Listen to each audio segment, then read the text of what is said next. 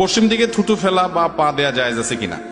পশ্চিম দিকে থুতু ফেলার ব্যাপারে ইবনে হিব্বান, মুসাদরাকে হাকিম সব বিভিন্ন হাদিসের কিতাবে একটা হাদিস আছে, মান তাফালা তুজাহাল কিবলা জাআল ইয়াউমাল কিয়ামাতি ওয়া শাক্কুহু মাইল আও কামা ক্বালা আলাইহিস সালাম। যে ব্যক্তি কিবলার দিকে থুতু ফেলবে, পশ্চিম বলে কোনো কথা নাই, কিবলা যেদিকে থাকে, আমাদের জন্য কিবলা পশ্চিম, পশ্চিম দিকে বা কিবলার দিকে যে থুতু ফেলবে, কিয়ামতের দিন কোন কোন বর্ণনায় আসছে ওয়াতাফালাতুহু মা বাইনা আইনাই, যে তার থুতু কপালে নিয়ে এসে উঠবে, অর্থাৎ এটা গুনাহের কথা।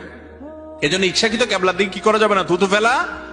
আচ্ছা, এই জিনিসটা কি আমাদের খেয়ালে থাকে বলেন? থুতু ফেলান দরকার, ফেলে দিছি, পশ্চিমে গেছে না পূবে গেছে, উত্তরে গেছে না দক্ষিণে গেছে, কারোর খেতে গেছে না গায়ে গেছে, দেখার কোনো খবর নাই। মুসলমান এত বেদিশা হবে না, বেহুশ হবে না। মুসলমান যা করবে হিসাব করে করতে হবে, কারণ তাকে জান্নাতে যেতে হবে।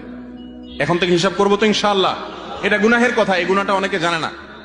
যে কোনো দিকে থুতু ফেলে দেয়, আগে ফেলেছেন সেজন্য আল্লাহর কাছে মাপ চাইবেন, সামনে যেন আর এটা না হয়। পশ্চিম দিকে থুতু ফেললে কি হয়?